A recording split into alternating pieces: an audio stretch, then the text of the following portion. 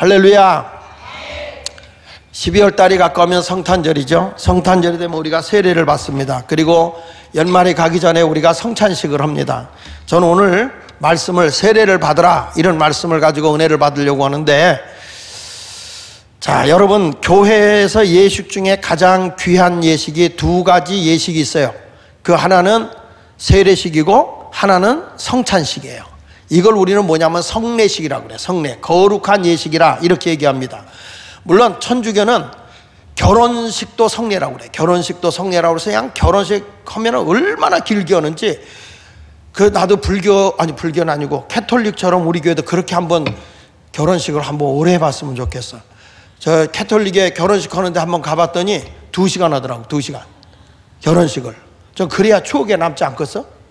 잠깐 하고 가니까 이게 자꾸 이혼하는 거예요. 결혼하기가 너무 힘들다 그래야 이혼 안 하거든.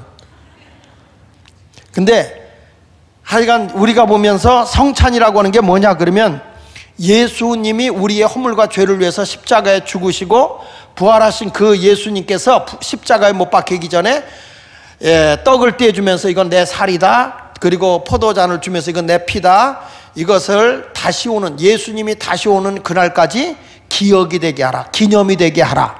그래서 이 성찬식을 하는데, 이것은 언제나 예수님을 기억하면서 우리 예수님과 연합된 삶을 살아가는 그런 기념으로 성례전인 성찬식을 하는 거예요. 반면에 그러니까 마치 이제 포도나무와 이 포도나무 가지가 떨어질 수 없는 것처럼 예수 믿는 사람에게 떨어질 수 없는, 없어서는 안 되는 게 뭐냐면 성찬식이에요. 성찬식. 그리고 또 하나는 뭐냐면 세례인데, 세례라고 하는 것은 물에 담그는 예식이죠. 그러니까 나의 옛사람이 물속에 장사 지내고 사흘 후에 다시 예수 부활한 것처럼 세례를 받고 다시 나오는 순간에 내가 깨끗하게 되어졌다, 그런 의미거든요. 이게 구원의 의미를 가리켜요. 그래서 헬라어로 얘기할 때 세례를 뭐라고 그러냐면 뵙티즈라고 그래. 뵙티즈는 뭐냐, 설거지할 때 그릇을 물에다 담그고 씻잖아요. 그와 같이 세례라는 게 뭐냐, 우리의 모든 허물과 죄의 사람을 다 물속에 잠그고 싹 씻는 거예요. 이것이 세례라는 거예요. 그래서 이 요한은 지금 우리에게 뭐냐면, 예수를 믿는 사람에게는 3가지 세례가 있는 것이다. 그 세례가 3가지가 있는데, 그것은 받아도 되고 안 받아도 되는 게 아니라 반드시 그 세례는 받아야 된다. 그래서 오늘 저는 이제 이 11월 마지막 목요일에 12월을 준비하면서 세례를 받으라 이 말씀을 증거하는 거예요. 첫째로 우리가 받아야 하는 세례는 물세례입니다. 따라서 물세례. 이 물세례가 뭐냐면 구원을 상징하는 거예요. 구원. 그래서 성경 말씀 오늘 보니까 누가복음 3장 16절에 이렇게 말하잖아요. 요한이 모든 사람에게 대답하여 이르되 나는 물로 너희에게 세례를 베풀거니와 나보다 능력이 많으시니가 오시나니 나는 그의 신발끈을 풀기도 감당하지 못하겠노라. 그는 성령과 불로 너희에게 세례를 베푸실 뿐이다. 여기 성경에 보면 물세례, 성령세례, 불세례 이 3가지를 얘기하고 있어요. 근데 이 요한은 물로 세례를 베풀었지만 너희는 몇 날이 못 돼요? 성령과 불로 세례를 받는다는 거예요. 사도행전 1장 5절에 보면 요한은 물로 세례를 베풀었지만 너희는 몇 날이 못 돼요. 무엇으로 세례를 받는다? 성령으로 세례를 받는다. 그래서 우리가 볼 때 물세례라는 게 있고 성령 세례라는 게 있구나, 벌써 성경을 통해서 알잖아요. 성경 요한복음 1장 31절로 34절에도 보면 세례 요한이 한 얘기죠. 나도 그를 알지 못하였으나 내게 와서 물로 세례를 베푸는 것은 그를 이스라엘에 나타내려 함이니라 하시니, 예수님도 물세례를 받았다는 거예요. 그분은 죄가 없으시지만은 뭘 가르쳤냐, 이렇게 본이 되는 걸 보여주는 거예요. 너희가 반드시 물세례를 받음으로써 너희의 죄가 씻겨지고 그리스도와 연합됨이 이루어지는 모습을 보여야 된다는 거예요. 그래서 예수를 믿으면 물론 세례를 안 받아도 예수 그리스도를 믿으면 구원은 받아요. 그러나 왜 이 세례를 받냐면 구원을 받았다는 상징적 의미로 세례를 받는 거예요. 이건 성례예요. 이런 분이 있어요. 이제 이렇게 교회를 다니다가 어떻게 기회를 놓치고 빨리 집사가 되기, 이제 신앙이 어리니까 남들처럼 집사를 빨리 받고 싶어, 집사를 따고 싶어. 근데 여기 와서 나 세례 받았어요 했는데 자기도 긴가민가하고 평생 평생 그 죽을 때까지 이게 찜찜한 사람이 있어요. 세례를 안 받은 것 같기도 하고 받은 것 같기도 하고, 그런데 받았다고 했는데도 찜찜한 사람 있잖아. 근데 이런 사람은 받아 괜찮아, 집사 안 뛸 때니까. 아니에요. 왜냐하면 평생 그렇게 갈 필요가 없어. 세례를 얼떨결에 받는 경우가 많거든요. 근데 세례가 의미 있게 받아야 된단 말이야. 할렐루야. 나 그런 분, 우리 교회에서도 그런 분 있었어요. 권사 생활을 평생 하고 이제 70이 돼서 은퇴가 했는데, 한 번은 이렇게 이제 제가 개인적으로 신방을 갔더니, 목사님 내가 교인들 앞에서 신방 받기는 세례 받기는 어려운데 내가 세례를 받은 건지 안 받은 건지 모르겠어요.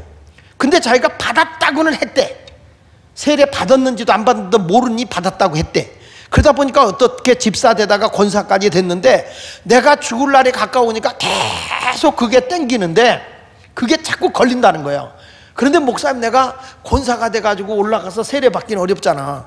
그러니까 목사님이 오셔서 우리 집에서 세례 주면 안 될까? 그래서 뭐 병세례도 있는데 뭐 집세례는 없겠냐? 병원에 가서 세례하는데 뭐 집세례는 없겠느냐? 그래가지고 제가 그 집에 가서 그냥 세례 문답을 한 거야. 세례 문답 보면서 예수를 믿느냐? 믿는다. 그럼 구원의 표로 세례를 받자. 그리고 거기서 그냥 세례기 갖고 가서 들어 부었지 뭐. 그 세례를 받는 거예요. 그러니까 그분이 얼굴이 금방 화사하고 천국에 꼭 가겠대라는 거야. 이게 찜찜한 거, 이거 찜찜한 거는 빨리 이거 풀어야 되거든. 여기도 그런 사람이 있는 것 같긴 해. 그러니까 여러분 이 세례를 반드시 받는 게 중요하다. 여기 보십시다. 요한이 또 증언하여 이르되 내가 봄에 성령이 비둘기같이 하늘로부터 내려와서 그 위에 머물렀더라. 요한이 세례를 예수님에게 줄 때 세례를 받는데 성령이 그에게 임하는 거예요. 거룩함이 나타나니까. 그러면서 뭐라고 하니, 나도 그를 알지 못하였으나 나를 보내어 물로 세례를 베풀라 하신 그이가 나에게 말씀하시되 성령이 내려서 누구 위에든지 머무는 것을 보거든 그가 곧 성령으로 세례를 베푸는 이인 줄을 알라 하셨기에 내가 보고 그가 하나님의 아들이심을 증언하였노라.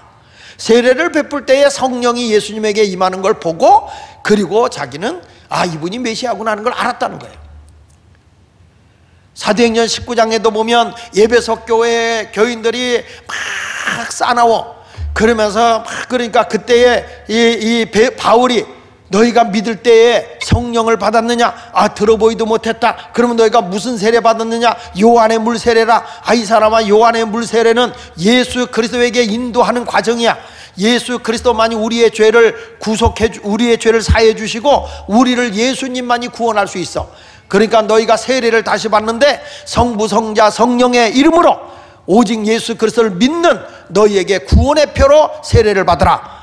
그래가지고 에베소 교회가 세례를 받고 기도하는데, 그때 성령이 충만하게 성령 세례가 임했는데 12명쯤 임했다는 거예요. 세례를 받고 난 뒤에 성령이 임하는 거야. 아멘. 좀 씩씩하게 했으면 좋겠네. 할렐루야. 베드로의 설교를 듣고 초대교회가 우리가 어찌할꼬 그랬더니 너희가 회개하고 제사함을 받으며 세례를 받고 성령을 받으라 그랬어요. 분명히 성경에 보면요, 내가 예수 믿어요가 아니라 세례를 받아라 이렇게 말하는 거예요. 세례는 반드시 받아야 돼. 세례가 구원을 주는 건 아니지만 우리 예수님도 본을 보이기 위해서 세례를 안 받아도 되시하는 분이 받으셨단 말이에요. 그리고 초대교회도 세례를 받으라 그랬어요. 그래서 이 세례는 뭐냐? 죄를 씻었다는 그런 확신을 우리에게 주는 외적 의식이에요. 외적 의식. 따라합시다. 물세례는 죄를 씻어 구원받았다는 외적인 의식이다. 할렐루야. 그러니까 여러분들이 구원받았다는 의식으로 세례를 받는 거야. 성경의 마가복음 1장 8절에도 보면 나는 너희에게 물로 세례를 베풀지만 그 물로 세례를 받은 자에게 예수님은 너희에게 무엇으로 세례를 베푸시리라? 성령으로 세례를 베푼다는 거예요. 그래서 나는 오늘 먼저 성령 세례 받기 전에 무슨 세례부터? 물 세례부터. 지금 우리가 세례 광고를 하잖아요. 세례 광고, 세례 받으실 분들 하면 세례를 우리 이 마을이나 목장에서 아주 중요한 것이다 생각하고 너무 세례를 가볍게 생각하는 사람이 많거든. 그러니까 세례를 꼭 받도록 권면하고, 세례는 매우 중요한 것이라고. 내 옛사람이 죽어지고 새 사람으로 태어났다는 구원의 표시라고. 그래서 베드로전서 3장 21절에 보면 이렇게 말하잖아요. 물은, 물로 이렇게 얹잖아요. 물은 예수 그리스도께서 부활하심으로 말미암아 이제 너희를 구원하는 편이 뭐라고 그랬어요. 그러니까 우리가 물을 얹고 성부 성자 성령 이름으로 세례를 주는 것은 그게 뭐냐, 부활하신 예수 그리스도로 말미암아 너희가 구원을 받았다는 표다. 표, 구원의 표다. 그래서 이 물세례를 받는데 성경의 구약에서부터 이 물세례에 대한 얘기가 나와요. 성경은 이렇게 말하잖아요. 노아의 홍수 사건 때 노아가 방주 안에 들어갔잖아요. 근데 온 세상이 물로 덮여버렸죠. 배도 다 물로다가 완전히 그냥 비가 오니까 뜨긴 떴어도 완전히 물로다가 이렇게 치워진 것과 같잖아요. 그걸 성경은 뭐라고 하는지 아세요? 세례다, 이렇게도 얘기해요. 그러니까 침례지, 침례. 성경 말씀 베드로전서 3장 20절에 그렇게 말하는 거예요. 그들은 전에 노아의 날 방주를 준비할 동안 하나님이 오래 참고 기다리실 때 복종하지 아니하던 자들이라. 방주에서 물로 말미암아 구원을 얻은 자가 몇 명? 몇 명뿐인데 겨우 몇 명? 그게 누구냐? 노아의 8식구야. 하나님의 말씀에 순종하고 노아의 방주 안에 들어가 있었는데 그때 완전히 땅에 물이 잠기고 배가 비루다가 이렇게 덮여버렸을 때 그게 뭐냐? 그게 세례다.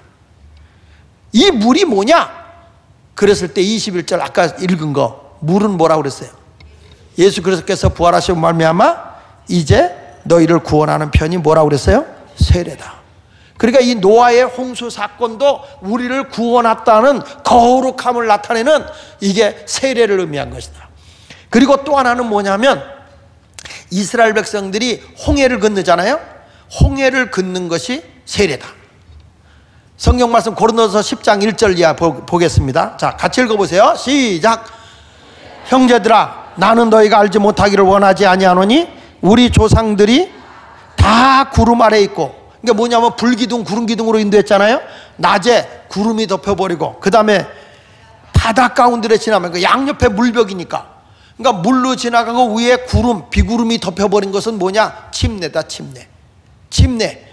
그래서 이것이 모세에게 속하여 다 구름과 바다에서 뭘 받은 거다? 이게 집단 세례다.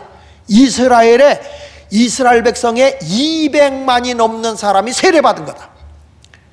그러니까 여러분 보세요. 하나님의 거룩한 백성들은 반드시 하나님이 무슨 과정을 거치느냐? 세례 과정을 거친다는 거야.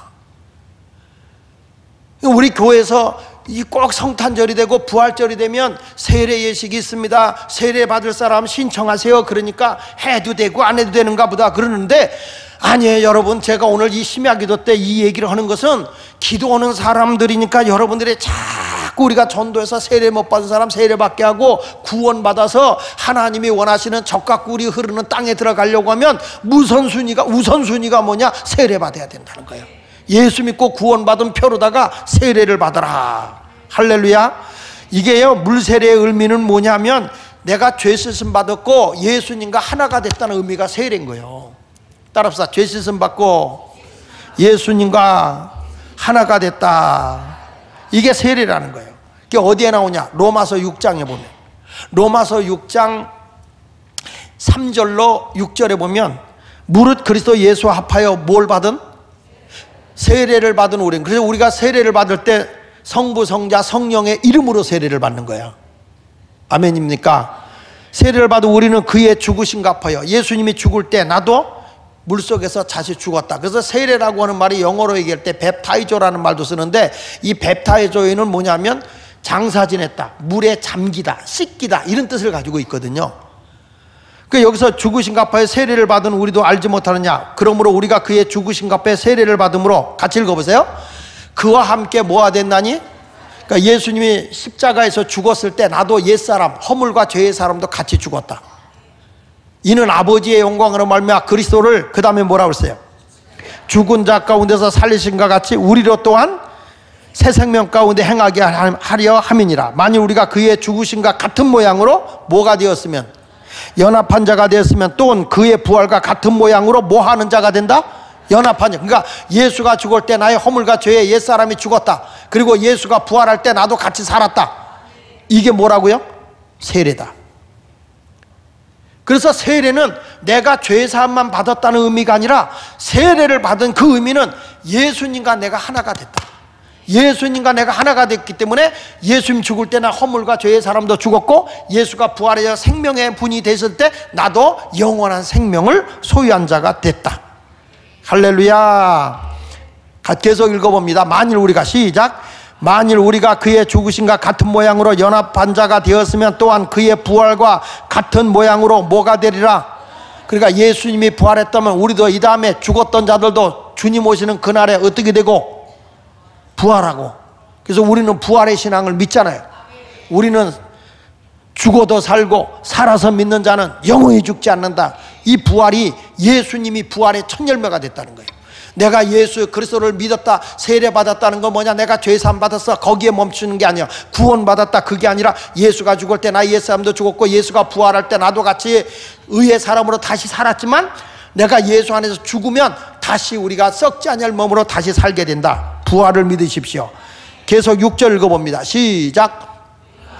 우리가 알거냐 우리 옛사람이 예수와 함께 십자가에 못 박힌 것은 죄의 몸이 죽어 다시는 우리가 죄에게 종노릇하지 아니하려 함이니. 그러니까 적어도 내가 예수 믿고 세례 받았으면 죄의 사람으로 살아야 돼, 의의 사람으로 살아야 돼.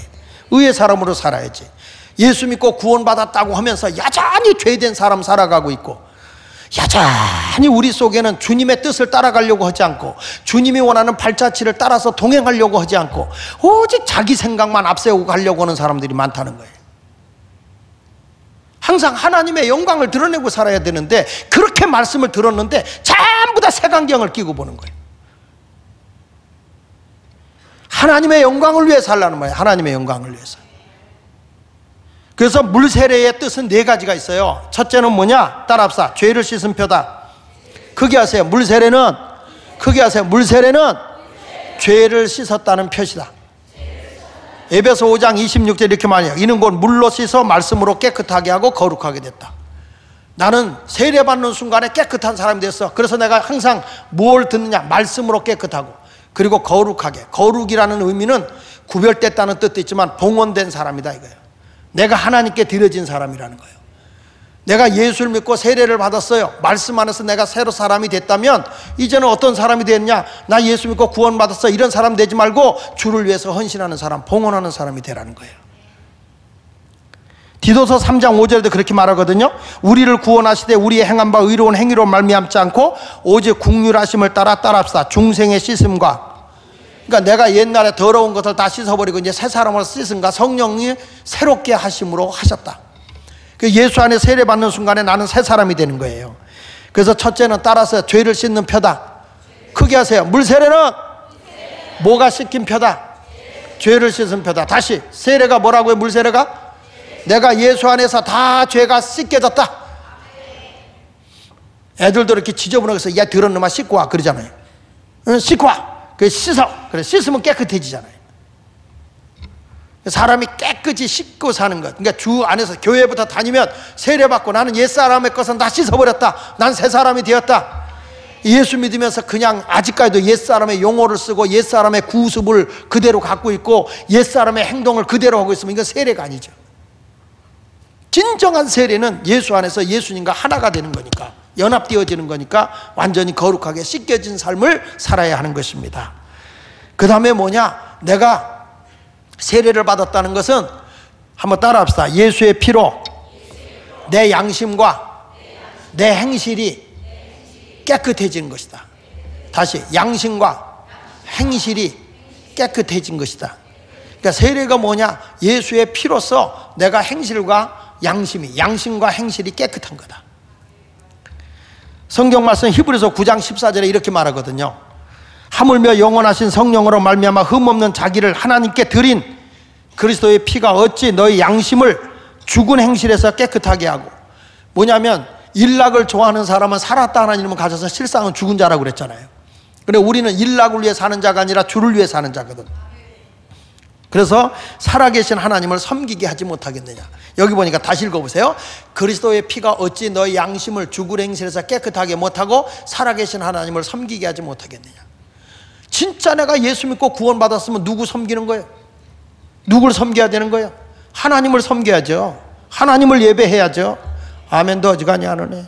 정신 차려요. 정신 차려. 지금 이런 좋은 설교 하는데도 그냥 다 잘라고 그래. 왜 그러냐?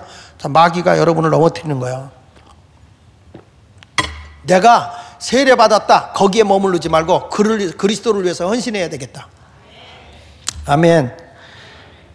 그리고 아까도 얘기했지만 내가 이제 완전히 죄사함을 받았으면 성령이라는 게 뭐냐? 죄를 씻은 표라고 그랬잖아요.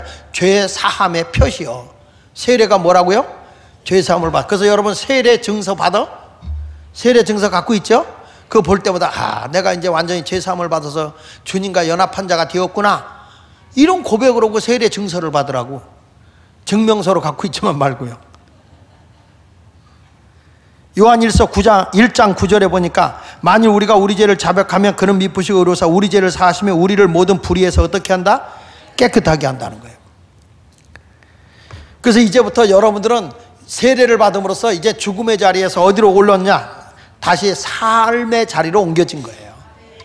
이거에 대해서 로마서 6장 4절에 말하는 겁니다. 그의 죽으심과 합하여 세례를 받음으로 그와 함께 장사되었는데 이는 아버지의 영광으로 말미암아 그리스도를 죽은 자 가운데서 살리신과 같이 우리로 또한 새 생명 가운데서 행하게 하려 함이니라. 예수 안에서 생명을 갖고 행동하는 거죠. 이제 내가 죽음의 자리에서 살았으면 생명의 자리로 살라는 거예요. 살리심을 받은 자의 행동을 보이라는 거예요. 그러니까 여러분 성경에 사도행전에 보면 그 사도행전 8장 36절에 보면 에디오피아의 내시가 마차를 타고 가다가 성경을 읽잖아요. 성경을 읽다가 빌립에 가서 그게 무슨 뜻인지 알겠느냐. 그래서 예수 그리스도에 대해서 증거해요. 이분이 그때 깨닫고 바로 가다가 물을 보는 거예요. 물을 보더니 그가 뭐란 거 아니? 여기 물 있는 곳이 왔다. 그러니 물이 있으니 내게 세례를 달라. 내가 지금 예수를 영접했으니 세례 받는데 꺼리낄 것이 뭐 있느냐.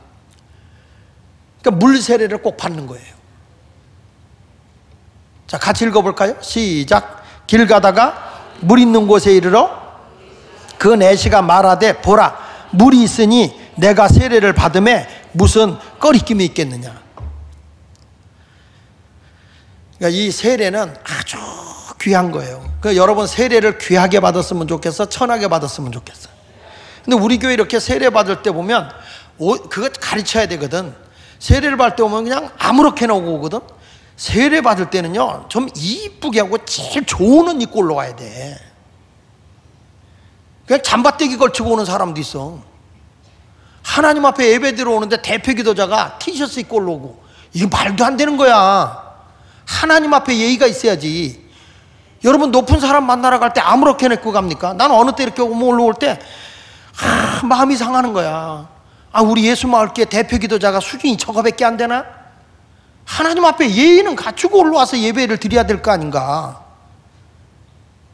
그럼 딱 이런 예배 순서가 맡으면 말이야 정장하고 넥타이 매고 말이야 여자들은 좀 양장하거나 아니면 한복 올라오기 힘드니까 그냥 그렇게 하고 좀 어서 좀 이렇게 좀 잘 가꾸고 하나님 앞에 온전히 예배를 드려야죠. 왜냐하면 옷가짐이 마음의 태도거든. 마음의 태도가 바라야 중심이 들여지는 거거든요.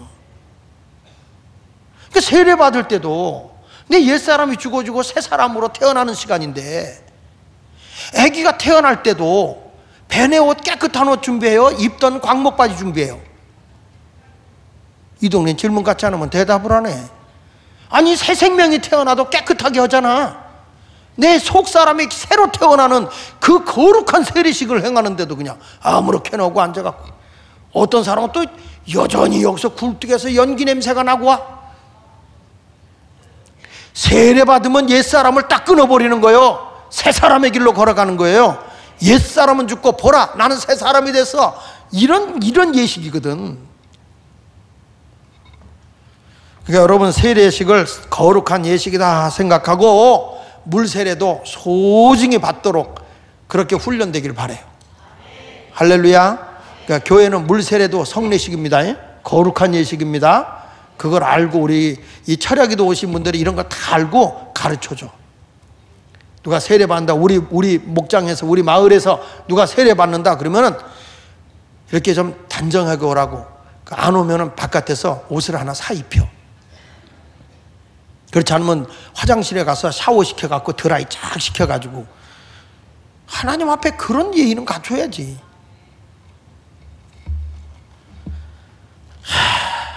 속상해서 찬송이나 한장 하고. 337장 우리 내 모든 시험 우리 한번 합시다. 여러분 짐 지우려고 한 거 아니야? 예? 거룩한 예식이라는 걸 알려주려고 하는 거예요. 교회는 이런 성례식이 있다, 물세례가 있다. 아이들부터 세례식이 참 소중한 것이다. 그래서 우리 교회는 세례받는 자가 좀 많았으면 좋겠어요. 337장 찬송.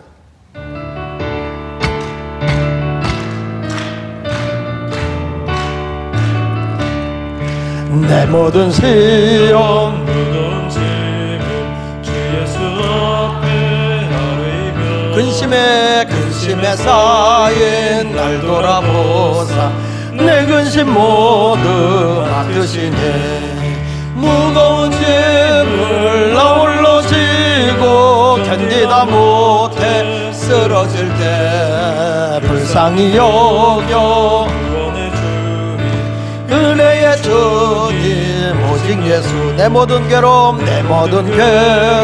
닥치는 환난 주 예수 앞에 아뢰이면 주께서 친히 날 구해주사 넓으신 사랑 베푸시네. 아멘. 무거운 짐을 나 홀로 지고 견디다 못해 쓰러질 때 불쌍히 여겨 구원의 주님 은혜의 주님 오직 예수.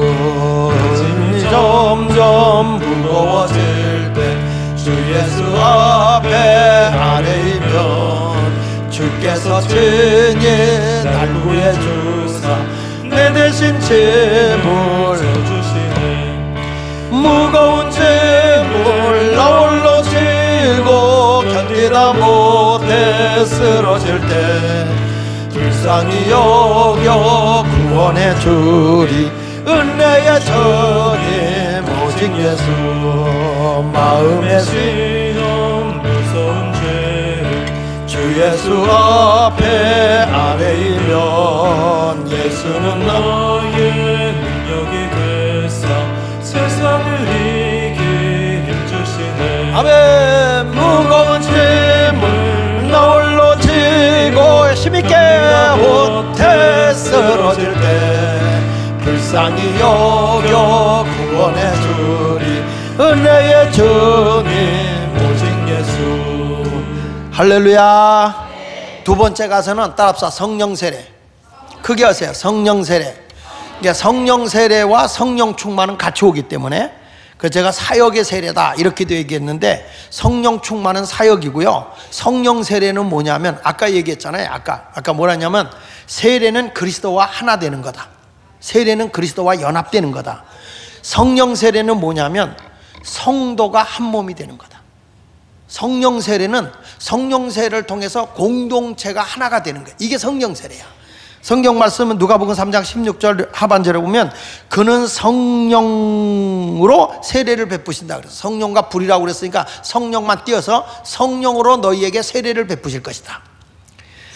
자, 여러분 이 성령 세례를 받으면 어떤 일이 오냐면 고린도전서 12장 13절에 이렇게 말해요. 고린도전서 12장 13절에 보면 우리가 유대인이나 헬라인이나 종이나 자유인이나 다 한 성령으로 세례를 받아 뭐가 됐고? 한 몸이 됐다. 그러니까 이 성령 세례를 받으면 전혀 성격도 다르고 마음도 다르고 자라는 환경도 다르고 고향도 다르고 지식도 다르고 경제 수준도 다르고 다 다른데도 성령 안에서는 하나가 돼. 한 몸이로. 마치 요나단과 다윗이 신앙이 하나가 되니까 자기 생명같이 사랑하잖아요, 둘이. 이런 것이 뭐냐면 성령 세례로 우리가 딱 뭉쳐버리면 교회가 다 똘똘 뭉쳐서 한 몸으로 가는 거야. 한 몸으로. 교회가 그래서 성령 세례는 뭐냐 그러면 결혼식과 같은 거다. 여러분 정상적인 부부가 결혼식 몇 번 해? 여러 번 해? 한 번 해. 성령 세례는 몇 번이다? 한 번이야. 성령 세례는 한 번이야. 그리고 나머지는 뭐냐면 성령 충만이야.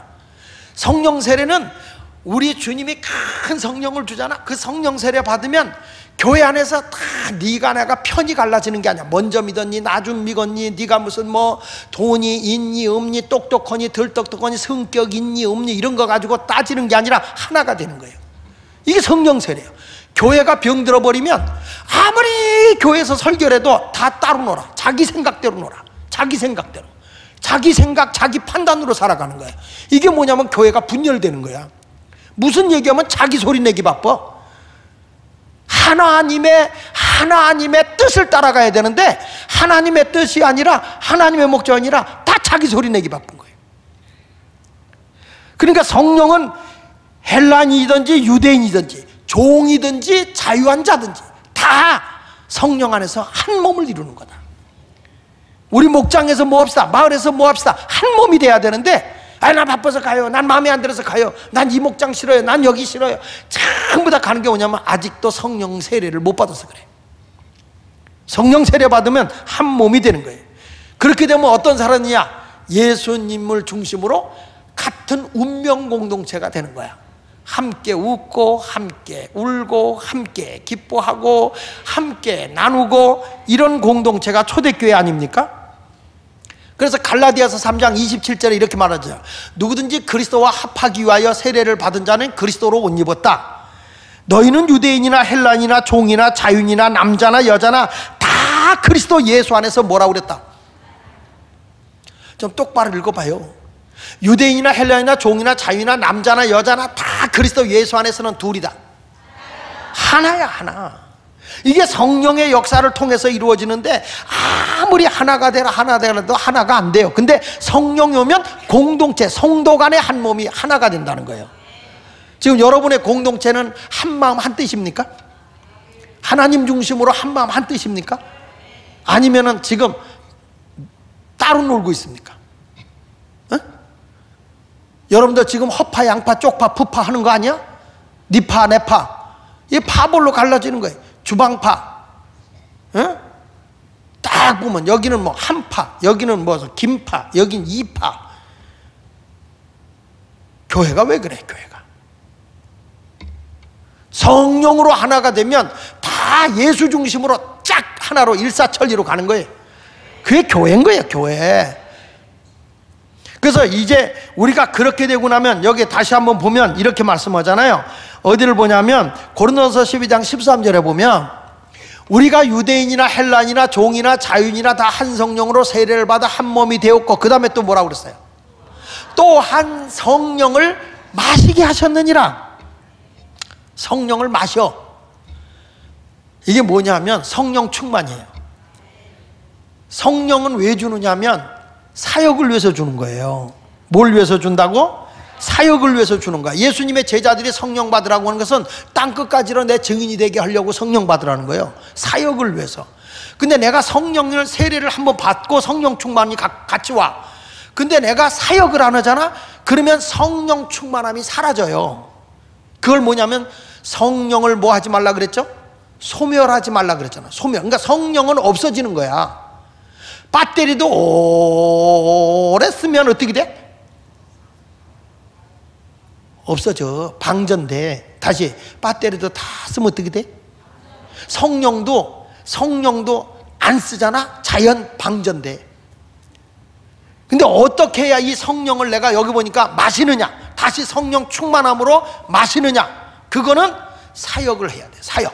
자꾸 기도 사역하는 사람 기도해야 되고, 봉사하는 사람 봉사 사역하고. 어떤 분이 이래요. 나 요즘에 너무 힘들어서 신앙이 안 자란다. 그리고 주일 딱 내려놓잖아. 신앙이 더 꺼져버려. 더 죽어, 더. 근데 부족해도 자꾸 하나님의 사역하면 계속 희한하게 영적으로 충만해져. 장 목사인 나도 부흥회 가서 복음 전하고 이렇게 복음 전할 때 믿음이 자라고 막 성령이 충만해지지, 얌전하게 앉아있으면 절대 성령 충만해지지 않아. 소멸되는 거지. 그러니까 설교하고 싶어서 저 같은 경우는 만약에 호갈 데 없다 그러면 고아원에 갈 것 같아. 고아들 붙잡아 놓고도 소리 지르고 기도할 거, 설교할 것 같아. 사역을 해야 돼, 사역. 그래야 성령 충만해지는 거예요. 할렐루야. 내가 은혜 충만히 받아서 성령 충만해. 아무것도 아는 사람은 그 사람은 성령이 소멸되는 거야. 주일은 자꾸 힘들어도 해야 충만 위에 충만, 충만 위에 충만. 아멘 좀 했으면 좋겠다. 충만 위에 충만. 할렐루야. 사도행전 4장 31절에 이런 말씀이 나와요. 빌기를 다음에 모인 것이 진동하지 무리가 다 성령이 충만하니까 무슨 일이 벌어져요? 담대히 하나님 말씀 전하잖아. 전도하잖아.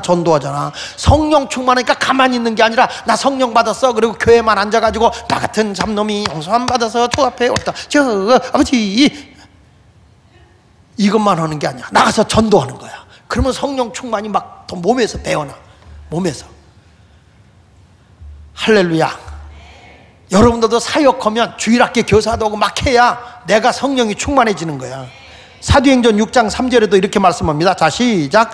형제들아, 너희 가운데 성령과 지혜가 충만하여 칭찬받는 사람 7을 택하라. 우리가 이 일을 그들에게 뭐하고. 그러니까 여기서 이 집사를 뽑아서 일을 맡기는데, 이 일을 맡기는데 어떤 사람을 먼저 택했냐면 성령이 충만한 사람이에요. 그러니까 사역은 성령 받고 하는 거예요. 예수님도 요단강에서 세례를 받을 때 성령이 임하고 나서 공생애를 시작하는 거죠. 사역을 하는 거예요. 아무리 내가 여러분 교일 열심히 해라 뭐 해라 하면 있잖아요, 성령 충만하지 않으면 힘들어하고 불평합니다. 목사님 나 힘들어서 못해 전부 다 그래. 근데 성령 받으면 합시다 아멘 이렇게 가는 거예요. 이렇게 심야 기도도 성령 받은 사람은 말씀 떨어지면 아멘 그러지 이러진 않아. 하나님의 사역을 위해 성령 받는 거예요. 7을 택한 거죠. 그 성령 충만은 우리가 굉장히 거룩하고 도덕적인 사람이 되는 거예요. 히브리서 12장 13절로 16절에 보니까 너희 발을 위하여 곧 곧은 길을 만들어 저는 다리로 하여금 어그러지지 않고 고침을 받게 하라. 찔룩거리지 마라. 신앙생활 했다 안 했다, 했다 안 했다, 교회 왔다 안 왔다, 봉사했다 안 했다, 찔룩거리지 마라. 저는 다리하고 어그러지지 않고 고침을 받게 해라. 그 말은 무슨 얘기냐? 주를 위해서 일할 때 좀 꾸준히 해라. 아멘. 그 다음에 또 뭐라고 그랬어요? 모든 사람과 더불어 뭐 하라고? 뭐 하라고? 성령은 성령 세례는 뭐 되게 한다고 그랬어요? 성령 세례는 뭐 되게 하는 거라고 그랬어? 하나 되게 하는 거라고 그랬잖아요. 그러니까 성령 세례가 오니까 뭘 따르라? 모든 사람과 더불어 뭘 따르라? 평화를 유지하고 거룩함을 따르라. 추하게 살지 말고 거룩함을 따르라. 이것이 없이는 뭐라고 그랬어요? 아무도 주를 못 보는 거야. 교회 안에서 화평을 쫓고 거룩이라는 걸 하나님께 드려진 상태라고 해서 봉헌된 거, 그 거룩함을 따라 이것이 없으면 주님을 못 보는 거다. 교회 와서 이간질하고 싸우고 남의 그냥 말도 안 되는 말로 헐뜯고 막 이런 얘기하는 사람은 절대 그 사람은 주님 있는 사람이 아니야. 성령의 사람이 아니야. 그 사람은 앉기만 하면 남을 비판하고, 앉기만 하면 누구 흉보고, 앉기만 하면 불신하고, 이런 사람이 무슨 예수 믿는 사람이냐고. 이번에도 제가 영천에 집회를 갔어요. 영천에 집회 갔더니 목사님들이 앉아서 어느 목사님이 막 이게 이번에 거기는 감리교회가 영천에 87개 교회가 있더라고. 영천에 87개가 있는데 감리교회는 딱 하나야. 거기가 감리교회 하나 있고 이제 87개 연합으로 모인 거예요. 그래서 가보니까 통합 측, 합동 측, 고신 측, 그리고 기타 등등 바이올린, 첼로 이렇게 모여요.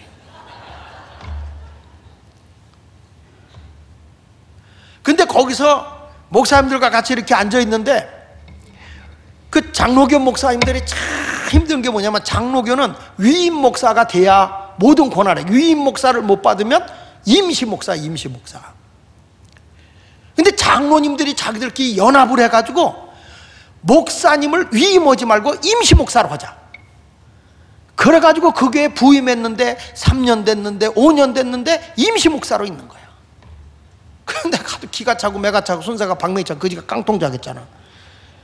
설교하면서 임시직이 무슨 교회를 부흥시키냐? 죄종의 위치가 성경적으로 어느 위치인지, 장로의 위치가 어느 위치인지, 부흥 강사는 거기가 둘 중에 하나야. 고쳐놓든지 돌 맞아 죽든지, 그런 사명 갖고 가는 거예요. 이게 교회가 화평함과 거룩함을 쫓아가야 되는데 이게 자꾸 이게 어떤 견제 세력이 되고 싸움을 하려고 그러고 이런 모습으로 가니까 이게 무슨 주님을 보이겠냐고 그게. 그래서 여기 한번 다시를 보세요.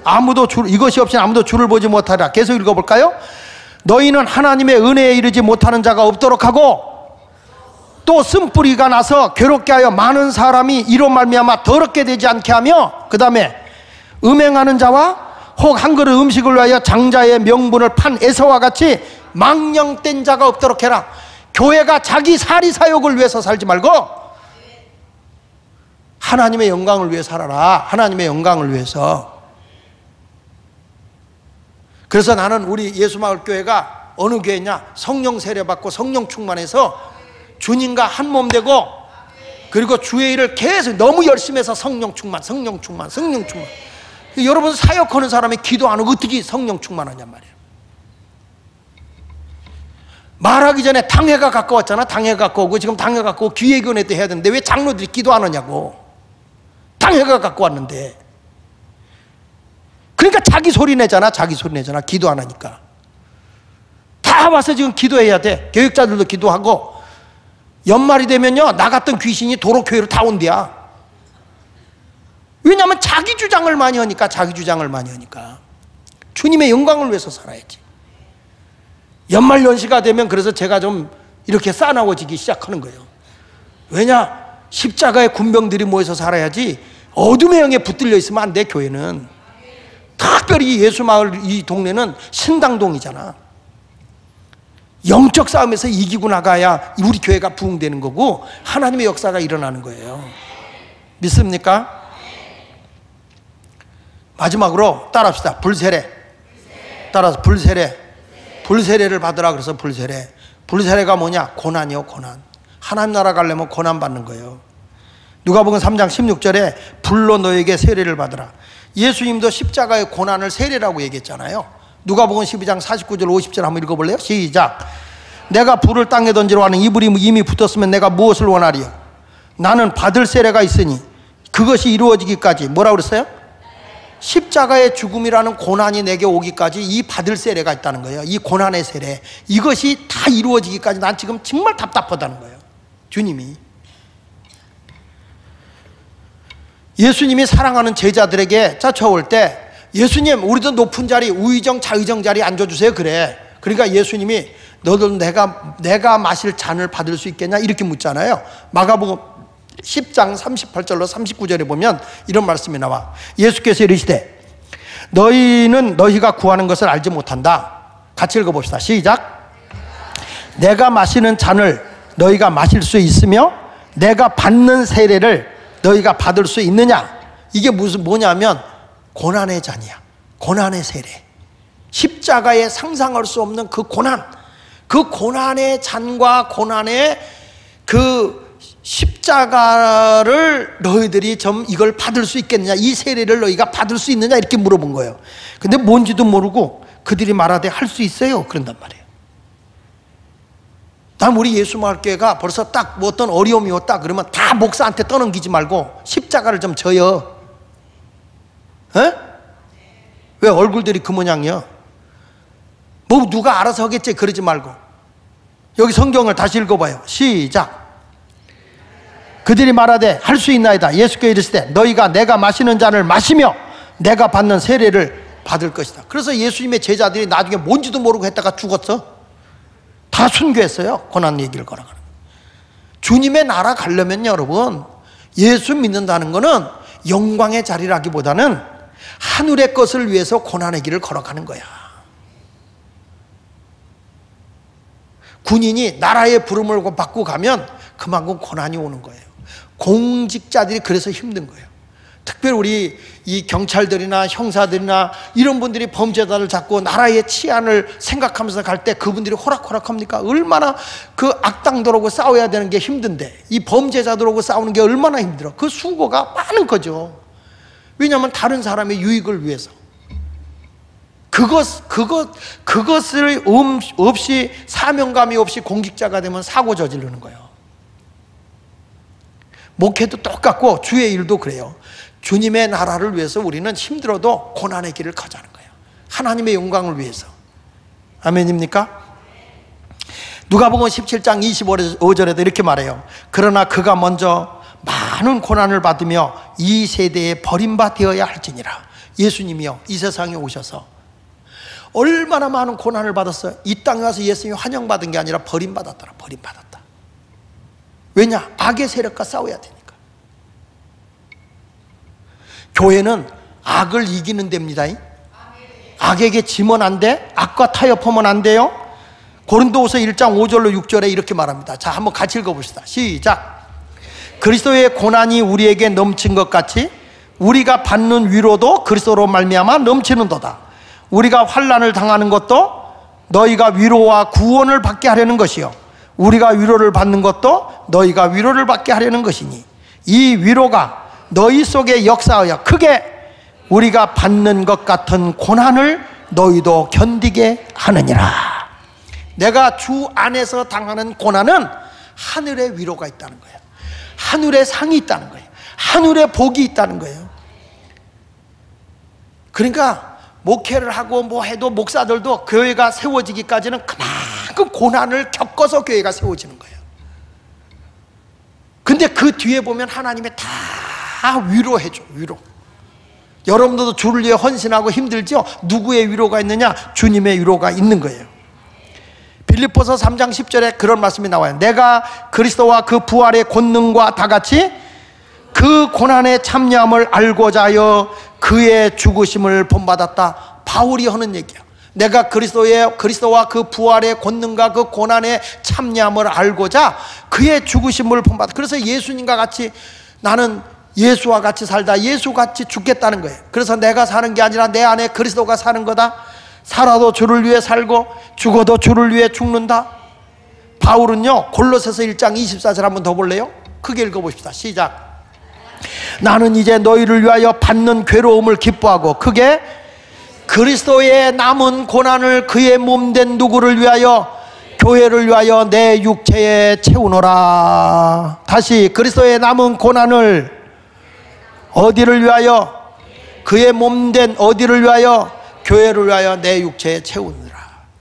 교회는 건물이 아니지만 우리 공동체 속에서 성도 간에 서로 사랑하고, 내가 주를 위해서 저들을 하나님 앞에 바로 세우려고 하면 고난도 오고 오해도 받고 섭섭함도 올 수 있어. 그래도 그 고난을 우리가 움켜쥐고 가야 된다는 거야. 이게 무슨 세례? 무슨 세례? 불세례. 한국교회가, 우리 교회만이 아니라 한국교회가 참 안타까운 게 뭐냐면 너무 성도들을 연약하게 키웠다는 거예요. 예수 믿으면 행복해요, 예수 믿으면 잘 돼요, 예수 믿으면 물론 그거 있어. 그러나 우리가 하나님 나라를 위해서, 하나님의 영광을 위해서 이 세상에 악과 싸워야 되니까 고난이 오는 거예요. 아픔이 오는 거예요. 그 고난을 이기지 못하면 이게 무슨 주님의 나라를 위해서 이 땅에 살아갑니까? 세상과 적당하게 타협하고 살아가지.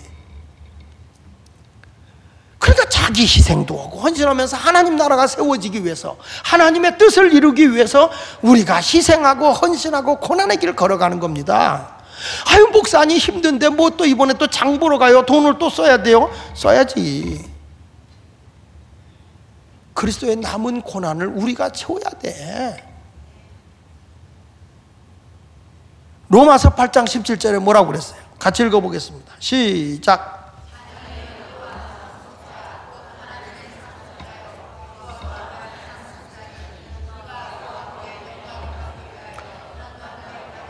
내가 하나님의 자녀냐? 내가 하나님 나라를 상속받을 하나님의 상속자냐? 그렇다면 그리스도와 함께 내가 상속자가 되었다면 그와 함께 영광을 받기 위해서 영광 받기 전에 무엇을 함께 받아야 된다고 그랬어요? 고난을 함께 받아야 된다. 성경은 계속 강조하는 게 뭐냐? 하나님의 나라 위해서 고난을 지고 가라는 거야. 이게 주님이 원하는 불세례야. 불세례. 우리가 이걸 이기려니까 성령 세례받고 능력받고 기도하고 하나님 힘들어도 이겨나가게 하여 주옵소서. 그래서 예수 믿으면서 어려움이 오고 별소리 다 들어도 그걸 이상하게 생각하지 말고 당연한 것으로 받으시기 바랍니다. 베드로도 그랬잖아요. 베드로전서 4장 12절에 뭐라고 그래요?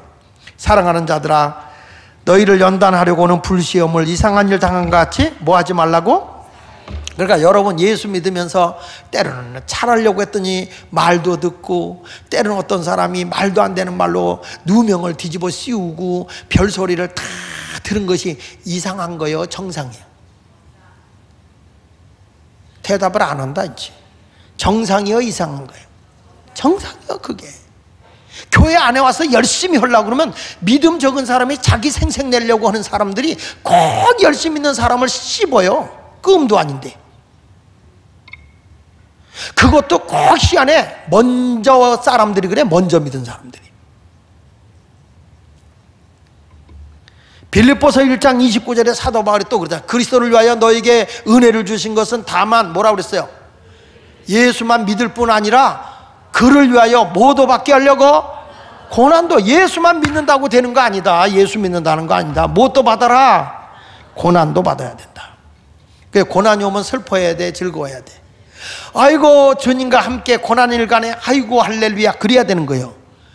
베드로전서 4장 13절에 베드로가 한 말 있잖아요. 오히려 너희가 그리스도의 고난에 참여하는 것으로 뭐하고? 즐거워하라. 이는 영광을 나타내실 때 너희도 즐거워하고 기뻐하게 하려 함이니라. 그 예수 믿기가 쉬워, 어려워? 예수 믿기가 쉬워요, 어려워요? 쉬워요? 어려워요? 아니 고난이 당연한 것이라고, 이상한 게 아니라고, 이거 올 때는 영광이 따라오는 거니까 즐거워라 했는데 어려워요. 즐거운 거는 좋은 거요. 아이고 주여 예수님 때문에 고난이 왔네요. 하늘의 상급을 받아야 되겠네요. 이래야 돼. 그래서 고난 뒤에는 영광이 따라와. 베드로전서 4장 14절에 보면 너희가 그리스도의 이름으로 치욕을 당하면, 내가 예수님 때문에 정말 부끄러움을 당하면 뭐라고 그랬지? 복 있는 자다. 영광의 영 곧 하나님의 영이 너희 위에 계심이라. 내가 주를 위해 살려고 하는데 말도 안 되는 말로 막 뒤집어 씌워도 그때 그 부끄럽고 정말 막 열받을 때도 있거든. 성령을 안 받았는데도 열받을 때가 있거든. 그럴 때에 여러분들이 꼭 생각하는 것은 내가 예수님 때문에 치욕을 당한다면 복 있는 자다. 어찌 우리말에 그런 얘기 있잖아요. 뱁새가 누구의 마음을 알려? 뱁새가 누구 마음 알아? 황새의 마음을 모르는 거예요. 그래서 뱁새가 황새 쫓다가 가랭이 찢어지는 거예요. 그러나 우리는 그리스도의 이름으로 내가 욕을 당하면 복 있는 자다. 영광의 영 하나님의 영이 내 위에 계시다. 여러분 조금만 견디세요. 내가 예수님 때문에 어려움 당하고 있어요? 조금만 견디세요. 여러분 위에 영광의 영이 이렇게 임재하고 계셔.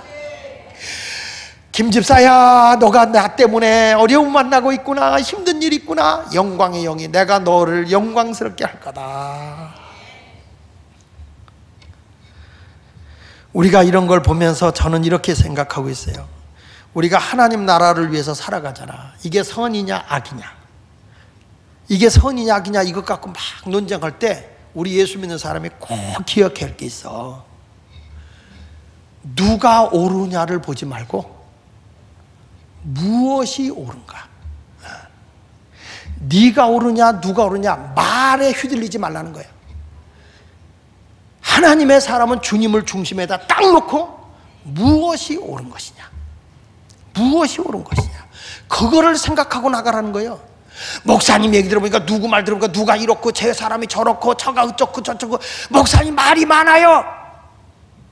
사람의 말에 누가 옳으냐를 보지 말고 하나님을 중심에 딱 놓고 무엇이 옳으냐, 무엇이 옳으냐, 그걸 봐야 되는 거야. 그래서 중심을 잡고 가야지. 다 사람들은 자기 중심으로 해석해버리기 때문에 사람 말에 휘둘리면 안 돼. 장로님들이 딱 뭘 한다 그러면은 무엇이 옳은 것이냐 그걸 놓고 해야지. 아유 이런 말이 들리고 저런 말이 들리고, 아 이런 얘기 있고 저런 얘기 있고, 그런 거에 휘둘리면 교회가 혼란이 와. 무엇이 옳은 것이냐. 여러분들도 어디 가서 할 때 무엇이 옳은 것이냐, 하나님 앞에 봤을 때 무엇이 옳은 거냐, 이 사람이 옳을까 저 사람이 옳을까 그거 보지 마. 무엇이 옳은가.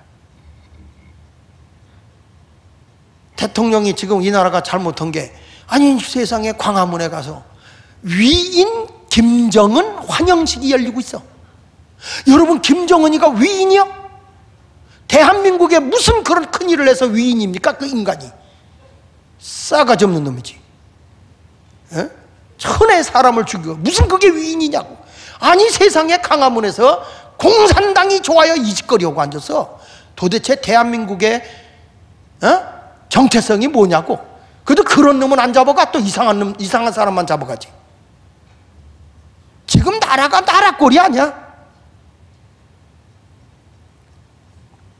누가 옳으냐를 보면 그렇게 흔들려. 무엇이 옳은 거냐? 대한민국에 무엇이 옳은 거냐? 세상에 군사체험했다고 하는데 총이 맞아가 총기 사고가 나가지고 병사가 죽어가는데 그 사람을 후송하려고 헬리콥터가 거기 가야 되는데 군사정전 북한하고 했다가 북한 눈치 보내라고 헬리콥터가 못 떴어. 여러분, 이게 말이 되는 일입니까? 그래서 문재인이야. 문제의 사람. 이번에 산불이 거기 많이 났다는 거예요. 헬리콥터에 떠가지고 불을 꺼야 되는데 북한 눈치 보내라고 못 떴대잖아, 헬리콥터가. 언제부터 이 대한민국이 그렇게 김정은이한테 절절절절 맸대?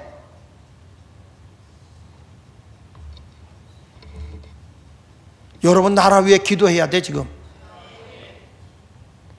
나라 경제가 엉망이다. 금전에 뉴스에 나오는 거 보니까 젊은이들이 한국에 와서 살겠다고 했던 젊은이들이 대한민국 국적 포기하고 금년에만 해외로 나가버린 사람이 3만 명이 넘어. 젊은 사람들이. 나라 위해 기도할 때야 지금. 교회가 정신 바싹 차려야 돼. 따라서 합시다. 누가 옳으냐? 그거 따지지 말고 뭐라고 그랬죠? 무엇이 옳은 것이냐? 무엇이 옳은 것이냐? 그걸 딱 잡고 여러분이 흔들림 없이 가면 하나님이 영광의 영이 여러분을 사로잡게 될 줄로 믿습니다. 할렐루야. 물론 대한민국이 자유가 좋긴 좋아, 그렇죠? 옛날 같아서 벌써 영창 같지? 공산당이 좋아요 그러면.